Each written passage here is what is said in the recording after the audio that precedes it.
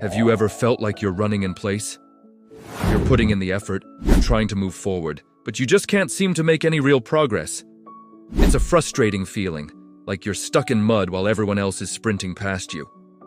What if I told you that for most people, the problem isn't a lack of effort? It isn't laziness or a lack of ambition. The real issue is something far more subtle, something happening inside your own mind. Most people aren't lazy. They're trapped. They're caught in invisible psychological traps that keep them stuck, drain their motivation, and prevent them from reaching their true potential. And the most dangerous part? Most of them don't even realize it. They blame themselves, they blame their circumstances, but they never see the hidden cages that are holding them back. Today, we're going to shine a light on these traps. We'll expose how they work, why they're so effective, and most importantly, how you can begin to dismantle them, one by one. This isn't about quick fixes or motivational platitudes. This is about understanding the deep-seated patterns that sabotage your progress, so you can finally break free and start moving forward. Let's start with the most common and seductive trap of all, the comfort zone. It's a place that feels warm, familiar, and incredibly safe. It's the job you know inside and out, the daily routine that runs on autopilot, the social circle where you never have to explain yourself. Your brain loves the comfort zone. Why? Because it's predictable. Predictability means less energy expenditure, less perceived risk. Our brains are hardwired from ancient times to conserve energy and avoid threats. In that context, familiarity feels like security. The problem is, in the modern world, this ancient wiring can work against us. That feeling of safety slowly, almost imperceptibly, turns into stagnation. The skills that were once sharp become dull. The ambitions that once burned bright begin to fade. Your world shrinks without you even noticing. Comfort stops being a resting place and becomes a cage. You stop seeking new challenges because they feel uncomfortable. You avoid new opportunities because they come with uncertainty. You tell yourself you're being practical, you're being realistic. But what you're really doing is choosing stagnation over growth. The comfort zone promises stability, but it delivers monotony. It feels safe, but it's a slow-motion decline. True security doesn't come from avoiding change, it comes from having the skills and confidence to adapt to it. And you can only build that resilience by stepping outside the familiar, by embracing the very discomfort your brain is trying to avoid. The first step to escaping this trap is to recognize that the feeling of safety it provides is an illusion. It's a trade-off where you sacrifice your future potential for present ease. The next psychological trap is one that often masquerades as a virtue: perfectionism. On the surface, wanting to do things perfectly sounds like a good thing. It suggests high standards, a commitment to quality. But when we look closer, we find a powerful mechanism for self-sabotage. Perfectionism isn't really about producing the best work. It's about protecting your ego from the possibility of failure and criticism. It's a shield. The perfectionist thinks, if I wait for the perfect moment, gather the perfect information, and create the perfect plan, then I can't fail. The result? Endless planning, constant revision, and very little action. The project never gets launched, the book never gets written, the conversation never happens. Why? Because perfect is an impossible standard. It doesn't exist in the real world. So by chasing it, you guarantee you'll never arrive. You get stuck in a loop of almost ready. This constant delay feels productive. You're researching, you're refining, you're improving. But in reality, you're just procrastinating in a socially acceptable way. You're avoiding the moment of truth, the moment where you put your work out into the world and it gets judged. Perfectionism blocks growth because growth happens through action, through trial and error, through feedback. It happens when you make mistakes and learn from them. The perfectionist, by trying to avoid mistakes at all costs, also avoids the most valuable learning experiences. The mantra of the perfectionist is, I'll do it when I'm ready. But readiness is a consequence of starting, not a precondition. The antidote to perfectionism is to embrace good enough. It's to prioritize progress over perfection. Ship the project at 80% complete. Have the conversation, even if you don't have the perfect words. Action creates clarity and momentum. Waiting for perfection only creates anxiety and regret. Now, let's talk about a trap that has become supercharged in our hyper-connected world. The comparison trap. It's the endless scroll through social media, looking at everyone else's curated highlight reels. Their perfect vacations, their career promotions, their happy relationships. And as you scroll, a voice in your head starts whispering, "Why isn't my life like that? What am I doing wrong?"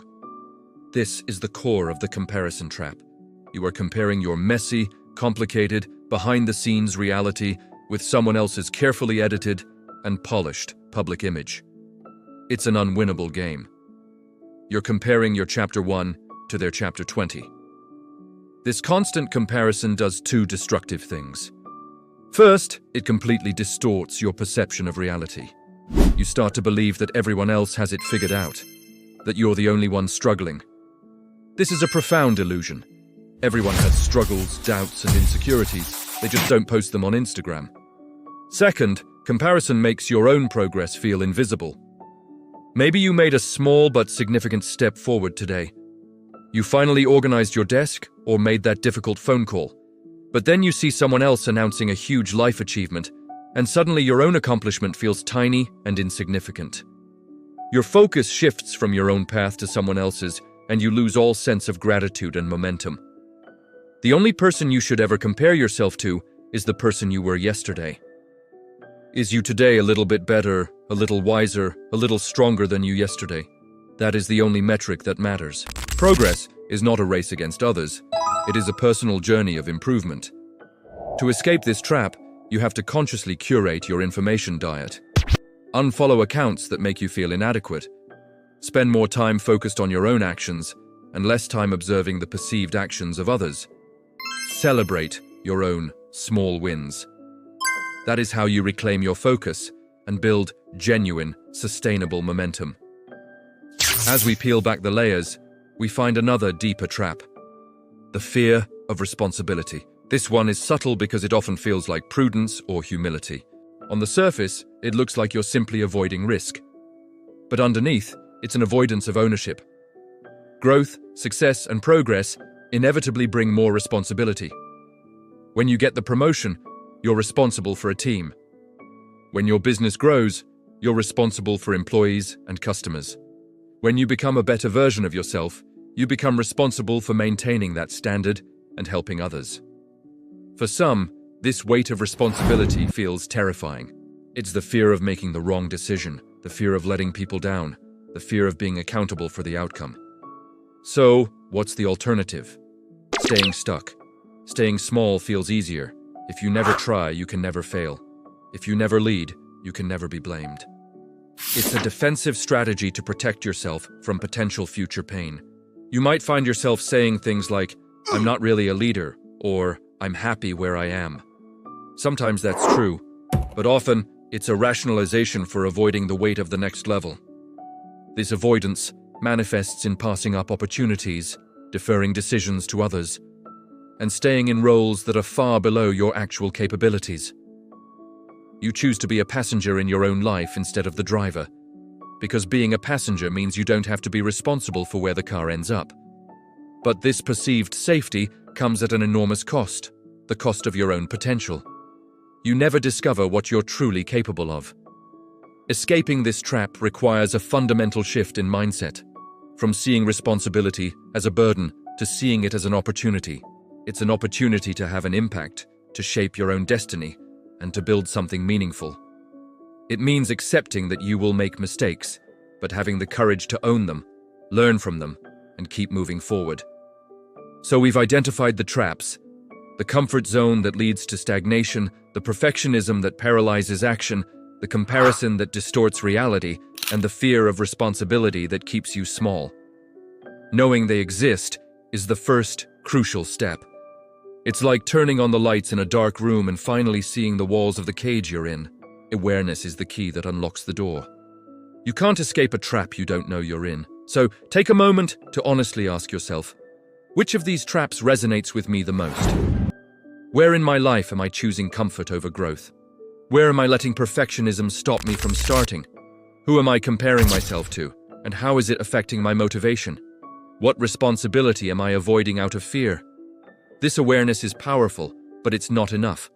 Awareness shows you the door, but it doesn't walk you through it.